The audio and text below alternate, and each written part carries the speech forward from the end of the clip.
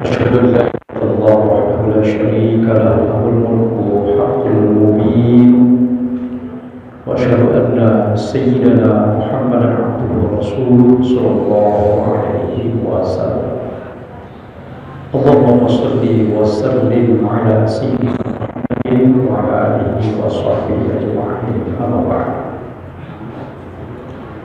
فيا معشر المسلمين أوصيكم وإياي بتقوى الله فقد فاز المتقون صدق الله العظيم. Hadirin sidang Jumat rahimahullah, Bapak dan saudara-saudara sidang Jumat yang berbahagia. Puji syukur kita panjatkan kepada Allah Subhanahu wa taala. Shalawat serta salam semoga senantiasa terlimpah keharibaan junjungan kita Nabi besar Muhammad sallallahu alaihi wasallam serta para keluarganya, sahabatnya dan segala pengikutnya hingga akhir zaman. Sebagai khatib tentu saja tanpa menyampaikan wasiat terutama untuk diri pribadi dan umumnya untuk jemaah sekalian, marilah kita senantiasa berupaya meningkatkan kualitas takwa kita kepada Allah Subhanahu wa taala dengan sebenar-benarnya takwa agar kelak kita memperoleh predikat muttaqin di sisi. Hadirin sidang Jumat rahimahullah, di dalam Al-Quran Allah Subhanahu wa taala mengelompokkan manusia menjadi dua golongan. Golongan yang pertama adalah manusia yang selalu sulit menerima kebenaran yang datang dari Allah dan Rasul, sehingga mereka cenderung selalu bersikap ingkar terhadap Allah. Manusia yang demikian dalam Al-Quran disebut syarrul bariyah, manusia terburuk. Golongan yang kedua adalah manusia yang selalu menerima kebenaran yang datang dari Allah dan Rasulnya, bahkan mereka meyakininya dan melakukan amal-amal soleh. Manusia yang demikian Al-Quran menyebutnya khairul bariyah, manusia terbaik. Sebagai manusia yang cerdas dan memiliki akal sehat, tentu saja menginginkan untuk masuk golongan yang kedua, khairul bariyah. Pertanyaannya, bagaimana caranya? Caranya adalah kita harus bisa membingkai kehidupan kita dengan 4 hal. Yang pertama dengan takwa, yang kedua dengan ilmu, yang ketiga dengan amal soleh, yang keempat dengan akhlakul karimah. Hadirin, ada 2 sikap yang dimiliki oleh orang yang bertakwa dalam kehidupannya. Yang pertama adalah kullu amrin wa nahyin wa khabarin minallahi ta'ala wa rasulih haqqun. Setiap perintah, setiap larangan, setiap berita atau kabar yang datang dari Allah dan Rasulnya, hakun, adalah sebuah kebenaran. Jadi bagi orang yang bertakwa, manakala ada perintah yang datangnya dari Allah dan Rasulnya, mereka selalu menyikapinya dengan sikap sami'na wa ata'na, kami dengar, kami patuh. Dan setiap ada larangan-larangan yang datang dari Allah dan Rasulnya, orang yang bertakwa selalu berupaya untuk menjauhinya. Mereka yakin, seyakin-yakinnya, setiap di balik larangan itu ada kebaikan yang Allah janjikan untuk manusia. Makanya orang yang bertakwa selalu berupaya untuk menjauhi larangan-larangan itu agar kebaikan yang dijanjikan Allah itu bisa diperolehnya. Terhadap berita-berita atau khabar yang datang dari Allah dan Rasulnya, orang yang bertakwa meyakini seyakin-yakinnya akan kebenaran berita itu, walaupun kadang ada berita yang tidak bisa diterima oleh akal manusia, karena memang kemampuan akal manusia yang terbatas. Contoh peristiwa Isra Mi'raj. Kita ketahui bahwa peristiwa Isra Mi'raj itu kan Rasulullah diperjalankan oleh Allah dari Masjidil Haram di Mekah ke Masjidil Aqsa di Palestina, dan dari Masjid kembali sebelum subuh. Akal manusia, jangankan dulu, sampai saat ini juga susah menerimanya. Tapi bagi orang yang bertakwa, apa yang tidak mungkin terjadi, apa yang tidak bisa terjadi jika Allah menghendaki. Makanya orang yang bertakwa yakin seyakin-yakinnya akan kebenaran berita itu. Itulah prinsip yang pertama. Prinsip yang kedua, kullu amrin wa nahyin wa khabarin minasyaiton syarrun. Setiap perintah, setiap larangan, setiap berita atau kabar yang datang dari syaitan laknatullah atau dorongan nafsu, syarrun, sebuah kejahatan, dan wajib untuk tidak diikuti. Itulah dua prinsip yang dimiliki oleh orang yang bertakwa dalam kehidupannya.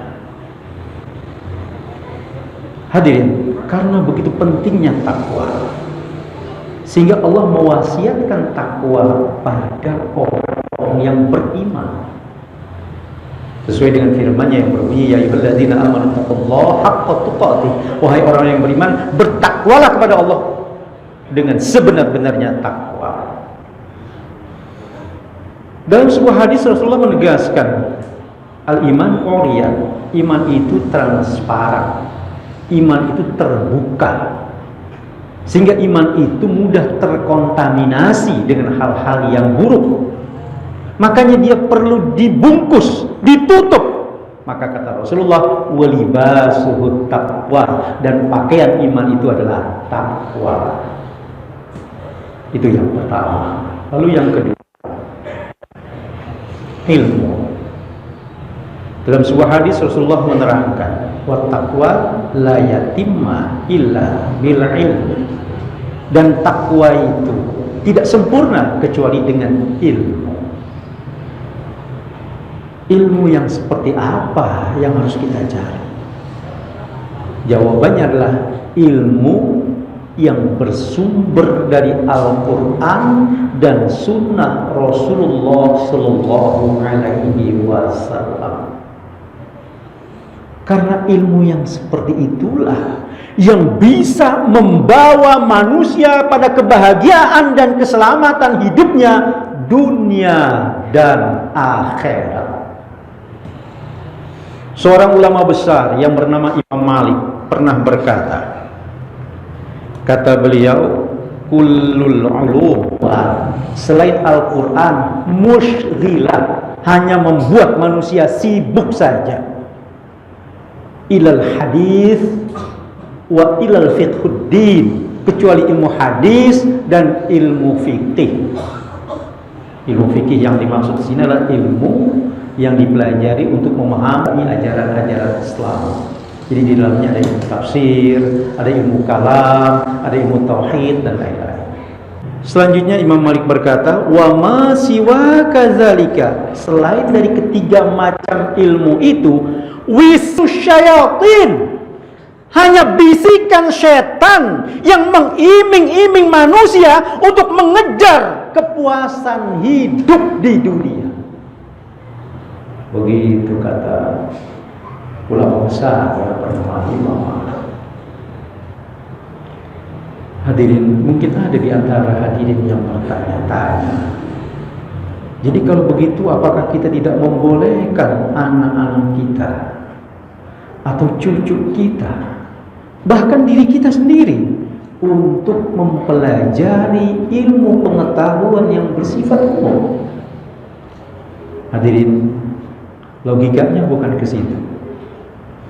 Jadi saya perlu jelaskan bahwa maksudnya adalah sebelum anak kita atau cucu kita mempelajari, menekuni atau mendalami ilmu pengetahuan umum tertentu sampai mereka sukses di perguruan tinggi, sampai mereka berhasil meraih gelar sarjana di bidang pengetahuan umum tertentu, apakah sebagai sarjana di bidang ilmu ekonomi, di bidang fisika, di bidang ilmu komputer dan seterusnya, maka hendaklah sedini mungkin mereka mempelajari ilmu yang bersumber dari Al-Quran dan Sunnah Rasulullah SAW atau ilmu agama Islam, agar kelak nanti mereka ketika sukses berhasil meraih gelar sarjana dalam bidang pengetahuan umum tertentu, mereka akan selalu terbimbing dan terarah oleh Al-Quran, karena Al-Quran adalah ummul ulum, induk dari segala ilmu pengetahuan. Dan pelaksanaannya bisa saja beriringan. Di satu sisi dia mempelajari ilmu agama, di sisi lain dia mempelajari ilmu pengetahuan umum. Mempelajari ilmu agama tidak harus lewat pendidikan formal, bisa saja yang non formal di majelis ta'lim misalnya. Yang tidak boleh adalah anak sejak dini mungkin, sejak masih kecil sampai dia menempuh pendidikan di perguruan tinggi, fokusnya hanya ilmu pengetahuan umum saja. Kalaupun dia belajar ilmu agama Islam hanya di sekolah yang cuma beberapa jam pelajaran dalam satu minggu, itu pun karena include dalam kurikulum. Akibatnya tak mustahil mereka memahami ajaran Islam sebatas pada pemahaman, tidak pada pengamalan. Sangat prihatin kita melihat sebagian orang tua yang begitu bangga, yang begitu terpesona ketika melihat anak-anaknya sukses. Tapi sukses masih dalam ruang lingkup hidup di dunia. Sukses dia meraih gelar sarjana, atau dia sebagai seorang dokter, atau sebagai seorang insinyur, bahkan dia sukses menempuh pendidikan S3-nya sampai meraih gelar doktor. Kemudian di tempat kerjanya dia memiliki posisi yang sangat bagus, tapi sayang dia jauh dari agama. Sholat nggak pernah, kalau Ramadan tiba nggak pernah puasa, baca Al-Quran nggak bisa, dan nggak ada maksud dan nggak ada gerakan hatinya untuk mempelajari. Yang lebih memprihatinkan lagi adalah dia, si anak itu sudah lama hidup berumah tangga, tapi nggak ngerti bagaimana mengangkat hadas besar, atau mandi hadas, atau mandi junub.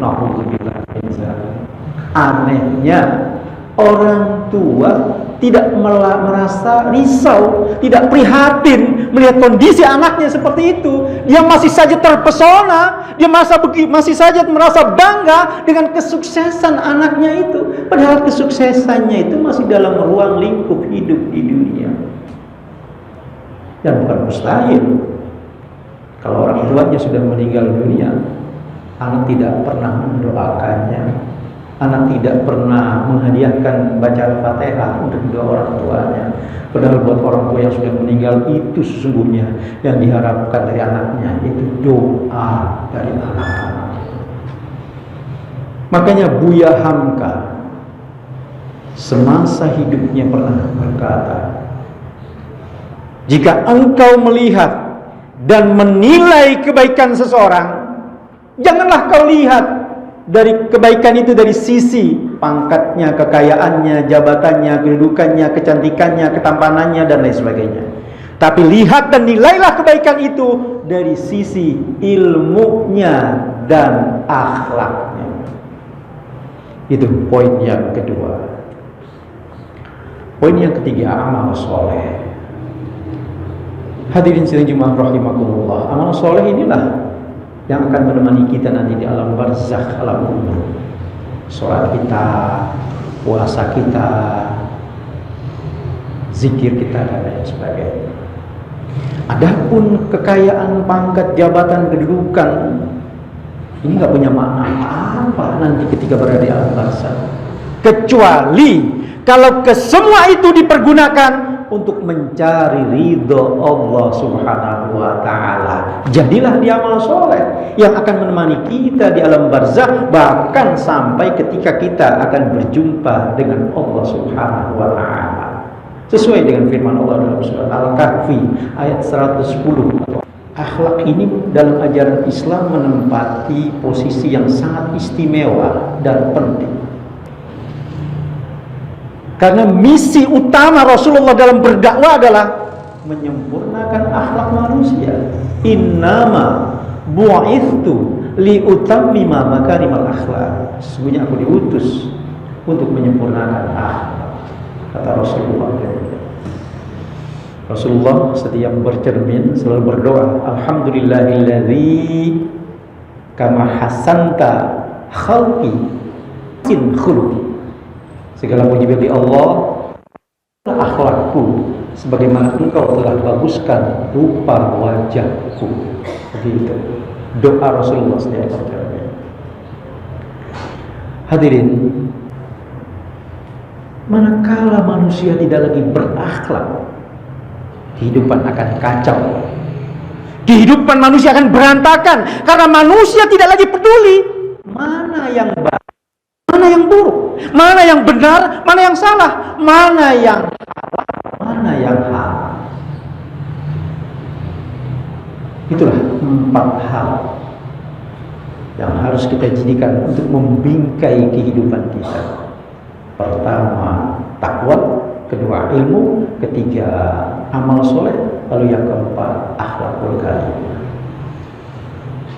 Mudah-mudahan Allah memberikan kekuatan dan kemudahan kepada kita untuk bisa menerapkan keempat hal itu dalam kehidupan kita sehari-hari, sehingga kita pada akhirnya akan tergolong golongan manusia yang kedua, khairul bariyah, manusia terbaik. Barakallahu li wa lakum bil Qur'anil azim wa nafa'ani wa iyyakum bima fihi min ayati wa dzikril hakim. Aqulu qouli hadza wa astaghfirullahal azim li wa lakum wa li walidayya wa li walidaykum wa li jami'il muslimina wal muslimat wal mu'minina wal mu'minat fastaghfiruhu innahu huwal ghafurur